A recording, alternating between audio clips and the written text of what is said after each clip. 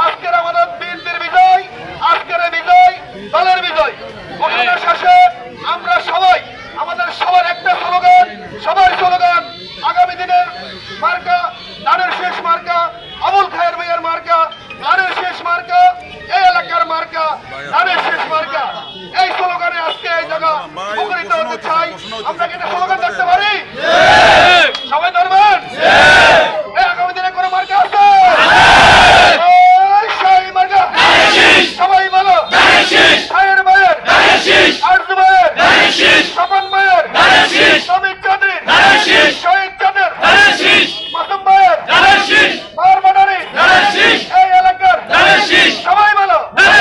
ধন্যবাদ। ধানের শেষের মিছিল হবে, এখানে কোনো মিছিল নাই। এখন আপনাদের সামনে পর্যায়ের নেতৃবৃন্দ এবং আমার সামনে উপস্থিত এই ওয়ার্ডের সকল পর্যায়ের নেতৃবৃন্দ, মুরব্বিয়ান, সবাইকে লক্ষ্মীপুর সদস্যতা পশ্চিম বিএনপির পক্ষ থেকে এবং আমার ব্যক্তিগত পক্ষ থেকে আপনাদেরকে জানাচ্ছি রক্তিম শুভেচ্ছা এবং অভিনন্দন। সালাম, আসসালামু আলাইকুম ওয়া রাহমাতুল্লাহি ওয়া বারাকাতুহু। আমি বক্তব্য দীর্ঘায়িত করব না, আমি শুধু দু একটি কথা বলে বক্তব্য শেষ করব। যেহেতু আপনারা দীর্ঘক্ষণ আপনারা এখানে কষ্ট করছেন, ধৈর্য ধরে আছেন, এখন আমাদের ফলাফল শোনার অপেক্ষা। আমি আজকে এই ইউনিয়ন বিএনপির এর প্রতিনিধি নির্বাচনে এই সদস্য ফরম সংগ্রহ থেকে শুরু করে এই নির্বাচন, ওয়ার্ড পর্যায়ের নির্বাচন শেষ হওয়া পর্যন্ত এই ইউনিয়ন বিএনপি, যুবদল, ছাত্রদল, স্বেচ্ছাসেবক দল এবং ওয়ার্ড পর্যায়ের সাবেক সভাপতি, সাধারণ সম্পাদক সহ সকল পর্যায়ের নেতৃবৃন্দ আমাদের থানা বিএনপি নেতৃবৃন্দদেরকে যেভাবে সার্বিকভাবে সহযোগিতা করেছেন, সেই জন্য লক্ষ্মীপুর সদস্যতা পশ্চিম বিএনপির পক্ষ থেকে আপনাদেরকে আবার আন্তরিক শুভেচ্ছা ও অভিনন্দন জানাচ্ছি এবং কৃতজ্ঞতা প্রকাশ করছি। প্রিয় সহকর্মীবৃন্দ, আমরা এখানে আজকে যে ভোট হয়েছে, এই ভোট আমাদের দলের ভারপ্রাপ্ত চেয়ারম্যান তারেক রহমানের নির্দেশনায় সারা বাংলাদেশে গণতান্ত্রিক পর্যায়ে আমরা যে দীর্ঘ 17-18 বছর আন্দোলন সংগ্রাম করেছি ভোটের জন্য, আমার ভোট আমি দিব, যাকে খুশি তাকে দিব, এই কথা নিয়েই আমাদের যে আন্দোলন, সেই আন্দোলন আমরা দীর্ঘ সময় করেছি। এই আন্দোলন করতে গিয়ে আমাদের লক্ষ লক্ষ নেতাকর্মী জেল জুলুমের শিকার হয়েছে, মামলা হামলার শিকার হয়েছে।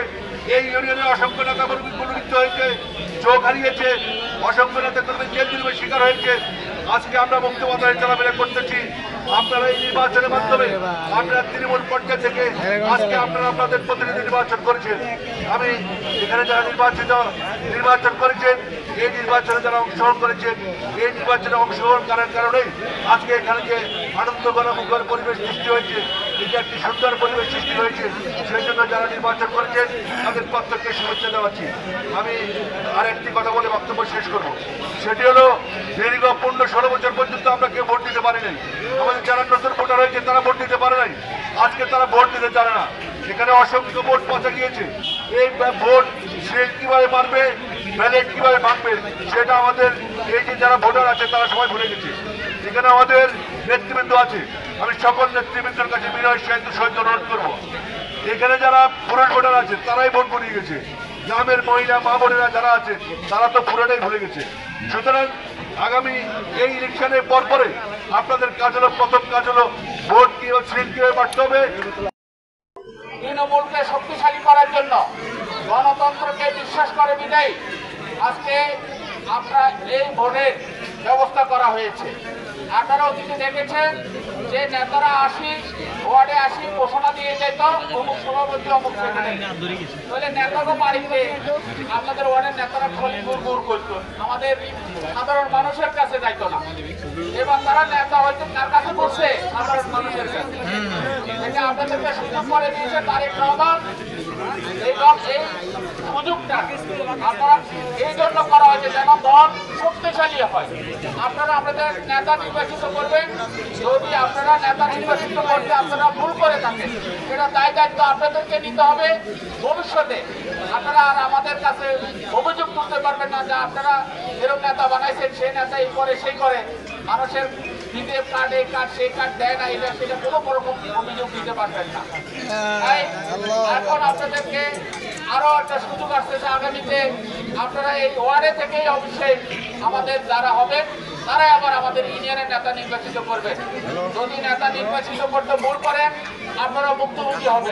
দীর্ঘদিন আপনারা রাজনীতি করেছেন, কোন নেতা নির্বাচিত হলে দলের জন্য উপকৃত হবে, সাধারণ মানুষের জন্য উপকৃত হবে, আপনাদের জন্য উপকৃত হবে।